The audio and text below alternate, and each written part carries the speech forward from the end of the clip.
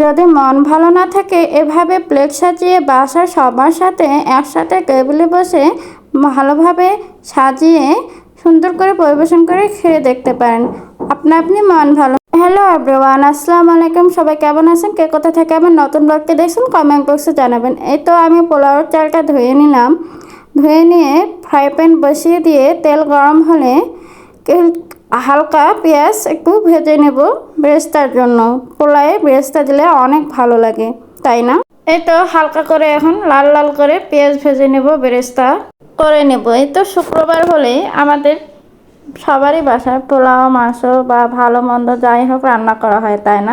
সুন্দর করে লাল লাল করে ভেজে তুলে নেব এখন পেঁয়াজ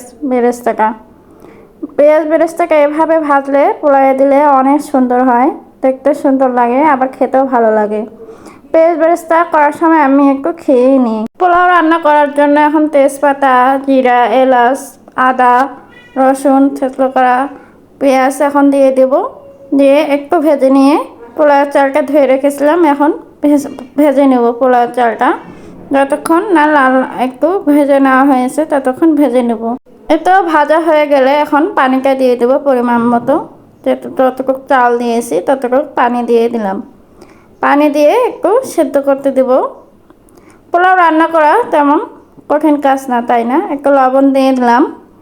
পোলাও রান্না আমি পারতাম না। আমি পোলাও একটু নিজে নিজে রান্না করার চেষ্টা করি মাঝে মধ্যে। যখন আমি ফ্রি টাইম পাই তখন রান্না করি। রান্না করতে আমাকে ভালো লাগে। আমাদের বাসায় শুধু মেহমান আসলে এভাবে ভালো মন্দ রান্না করতে হয় তাও নয়, আমরা বাসায় এভাবে একটু সবাই মিলে বিরিয়ানি হোক, পোলাও হোক, তেহারি হোক, কাচ্চি বিরিয়ানি এরকম রান্না করি। এই তো একটু ঘি দিয়ে দিলাম, কাঁচামরিচ দিয়ে দিলাম, হয়ে গেছে পোলাওটা। সামান্য একটু নেড়ে দিলাম একটু ভালো করে, আর কিছুক্ষণ রেখে দিলে হয়ে যাবে। তো পোলার জন্য রেডি হয়ে গেছে বেরেস্তা উপর দিয়ে ছড়িয়ে দিলাম। একটু আলু পটল ভাজি করেছিলাম।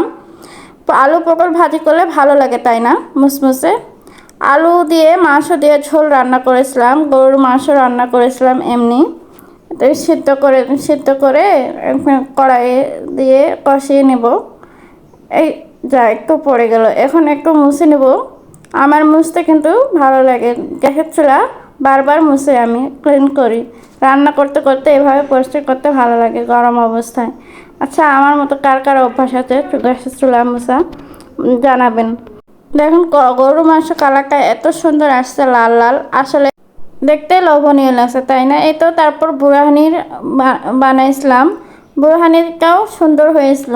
দেখুন প্লেটটা কত সুন্দরই না লাগছে, তাই না? আগে দর্শনধারী পরে গুণবিচারী, কথাই তো আছে, তাই না?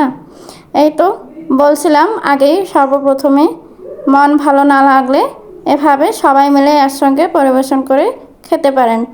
আমার আজকে আয়োজন কেমন লাগলো তা কমেন্ট বক্সে জানাবেন। আর বেশি বেশি করে কমেন্ট করবেন, লাইক করবেন, শেয়ার করবেন, ফলো দিবেন পাশে। ধন্যবাদ।